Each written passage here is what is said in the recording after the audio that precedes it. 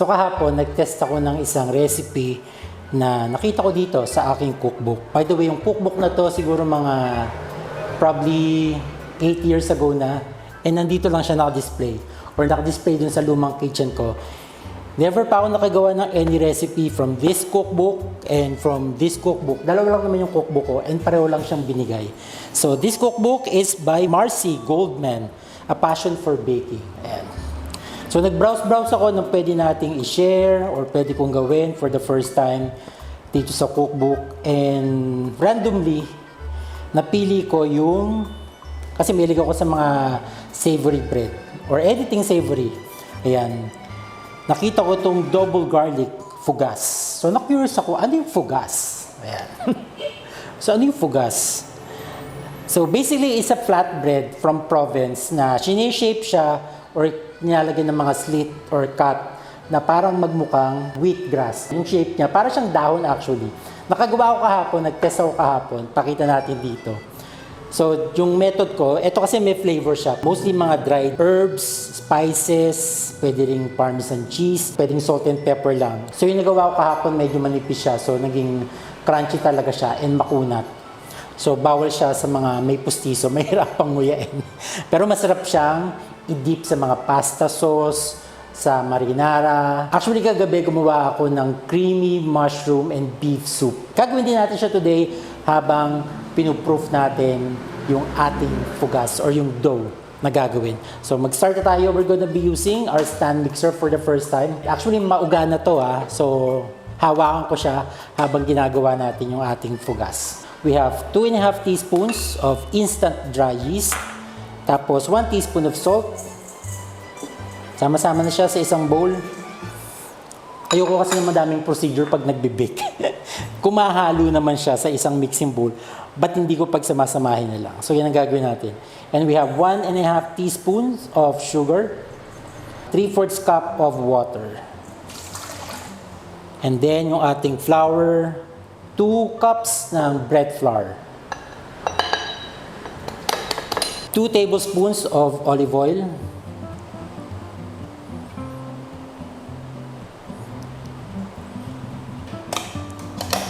And imimix na natin siya using a dough hook sa ating stand mixer for about 5 minutes, 5 to 8 minutes until maging smooth yung ating dough and maging medyo tough siya, yung para siyang goma, may resistance siya.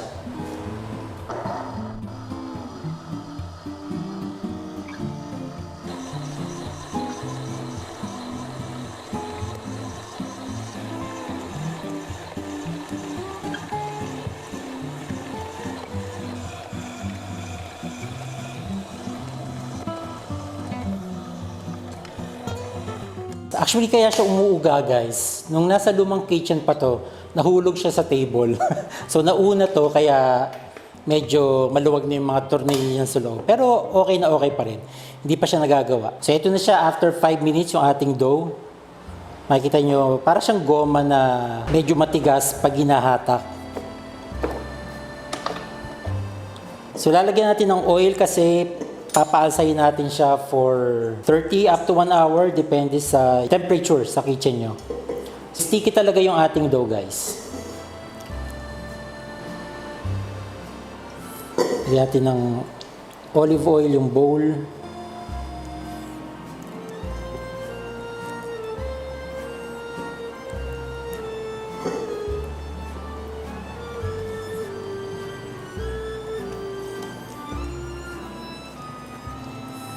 So, i-form nyo lang siya ng round until maging smooth yung surface niya. And then, using the same bowl, dito tayo magpaparice ng ating dough. So, cover lang natin, i-leave natin for 30 to 1 hour until mag-double in size siya. Tapos, lalagyan na natin ng mga seasonings, ng mga herbs and spices para ma-flavor yung ating gagawin na fugas. So, balik tayo guys pag nag-rise na yung ating dough.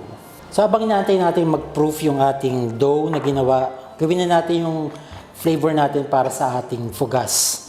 So, I have here rosemary, dried rosemary. Actually, tansyahan lang dito. Depende sa amount ng mga herbs and spices na ilalagay nyo. And also, I have basil leaves, oregano, and dried thyme. Salt and pepper. Pagdating sa pepper, very generous ako maglagay kasi mahilig ako sa lasa ng pepper. Isang packet ng garlic powder. Tapos, maghihiwa tayo ng fresh garlic.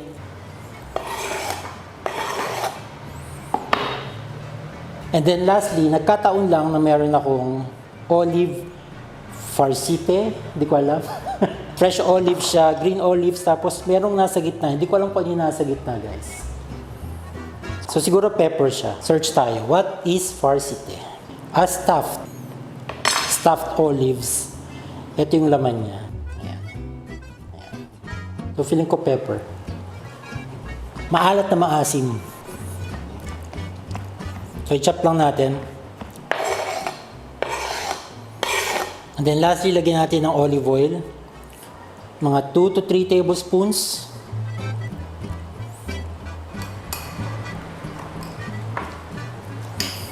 So yan, let it rest. Antayin natin yung ating dough. Alright guys, so eto na. Nag-double in size na yung ating dough. So lalagyan na natin siya ng ating ginawang spices and herb mixture. So lagay natin sa ating work surface yung ating pinaalsang dough. So basically, stretch lang natin siya.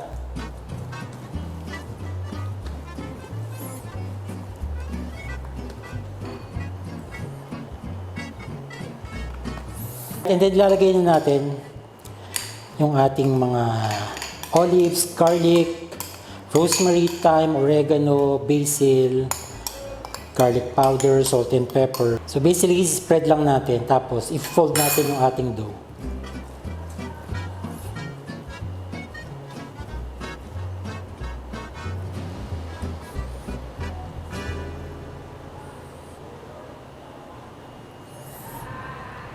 So kahit anong way na gusto nyong pangbalot sa kanya, pwede nyong i-roll.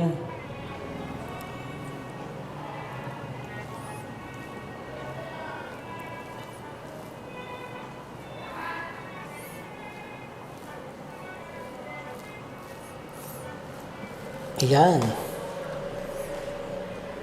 I-roll pa natin. So para siyang pinwheel. I-re-rest ulit natin for about 30 minutes.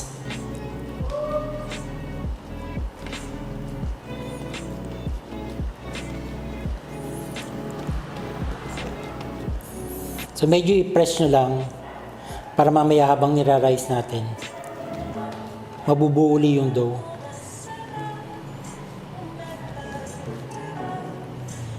Right, cover lang natin ng cling wrap. Tapos i-rest natin ulit for 30 minutes. Na-rest na natin yung ating dough. And ito na yung final step. Well, actually, ipaparest pa natin ulit. Pero final na to, i-form na natin siya na parang ear of wheat. Parang ear of wheat. Yung parang wheat. Yung parang dahon.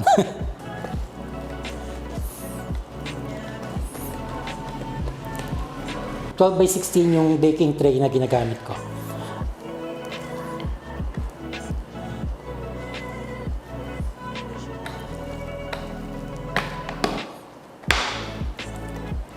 So, korte natin siya na parang puso. Yung parang paganyan.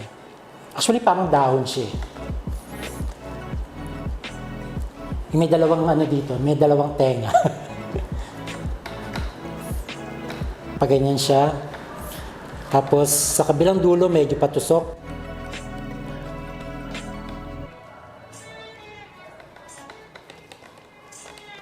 So, hatiin natin dito.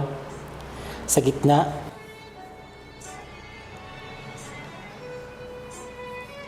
Not all the way, dito lang sa center. Sa pinaka-middle. And then, i-separate natin. Kasi pag nirest natin yan, baka bumalik ulit. Mag-combine ulit yung dough. Actually, gunting na lang, no? Gunting na lang na maliit. Ayan. 1, 2, 3. But then, depende naman sa design na gusto nyo. Or kung ilang cut.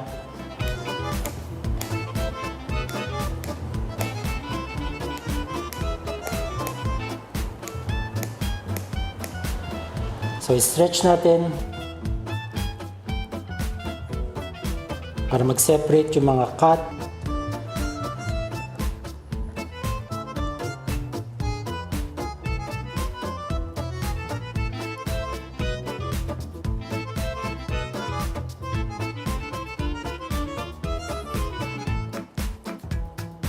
So, kailangan malalaki yung mga gap between cuts.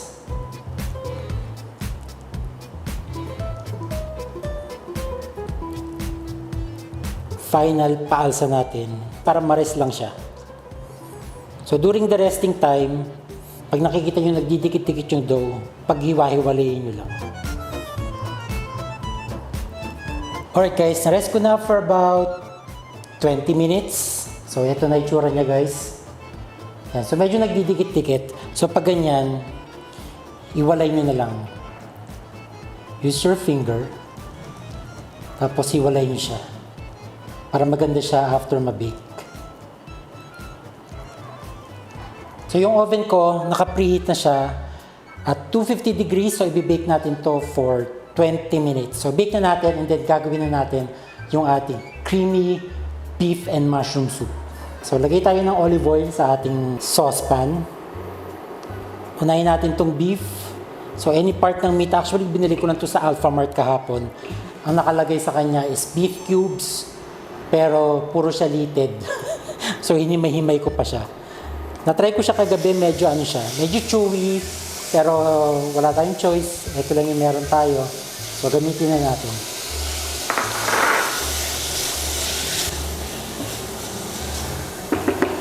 Yan, so pag na-sear na yung ating beef, lagyan na natin yung ating button mushrooms.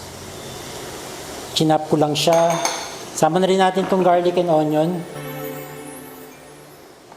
Chopped garlic and chopped onion.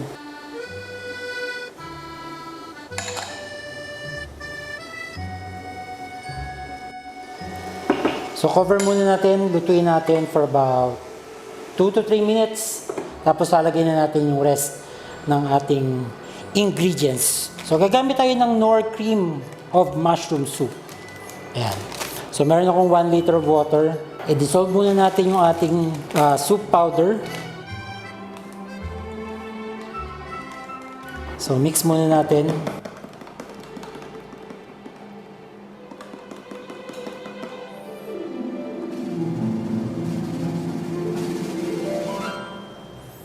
Babaan na natin yung heat.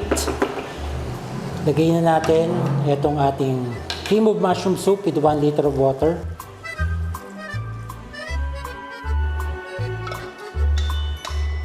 Tapos lagay tayo ng isang packet ulit ng ating garlic powder, black pepper,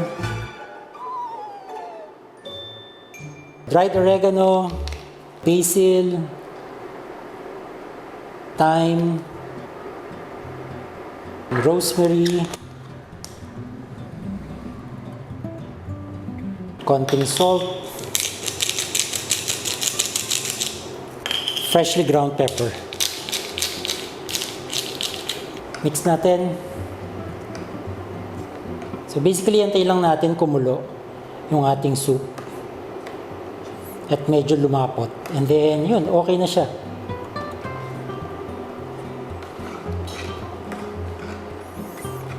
Na-excite ako dun sa bread natin. Pakita ko sa inyo kung ano yung itsura ng bread natin.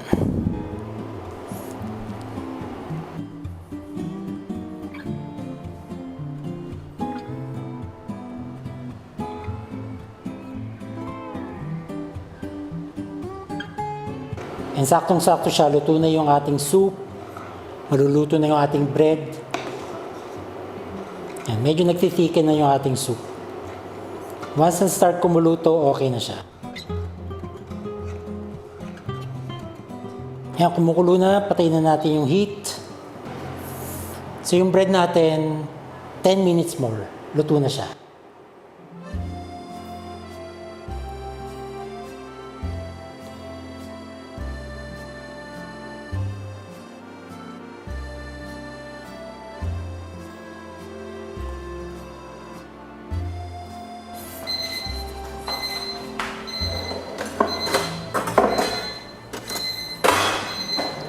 Guys, nag-alarm na yung ating timer. Luto na yung ating fugas. Tanggalin na natin. Eto na siya, guys. So kung gusto niyo na mas toasted pa siya, extend nyo lang yung baking time. Pero ako, yung ginawa ko kasi kahapon, mga 25 minutes ko siya binake. And masyado siyang naging malutong. Gusto ko yung malutong din, pero gusto ko yung chewy pa rin yung texture niya inside. Pero hindi pa tayo tapos, guys. Meron pa tayong last step. Iko-coat natin siya ng olive oil. Kung meron kayong mga garlic infused oil or ibang mga olive oil na may infused with different herbs and spices. Pero ako, masarap siya with truffle oil. Natry ko siya kahapon, guys. Ang sarap niya with truffle oil. Brush nyo lang yung ibabaw.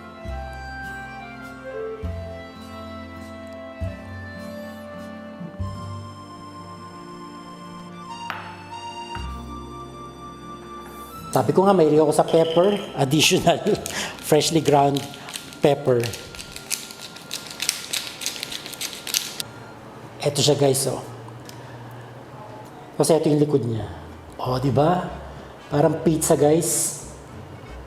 Look at that. So beautiful. Pag naging successful ka sa binibake mo, nakaka-happy. Hindi ko na patatagalin, titikman ko na siya. Para siyang pizza bread na focaccia.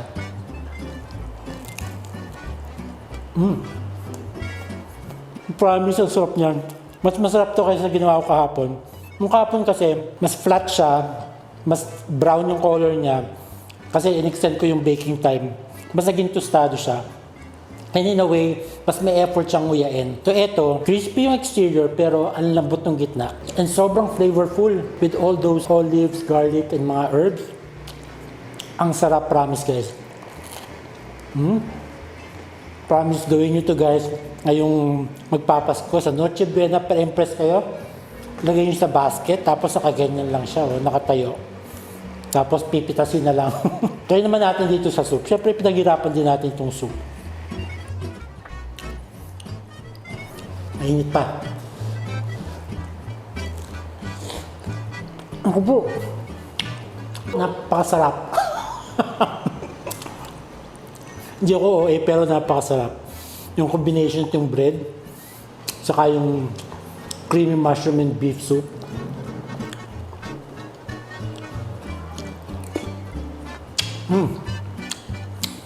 Sabi ko nga, medyo tough yung beef na nabili ko sa Alphamart.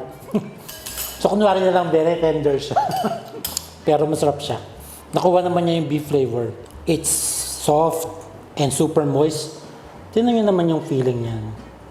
Yung olives, garlic, and mga herb.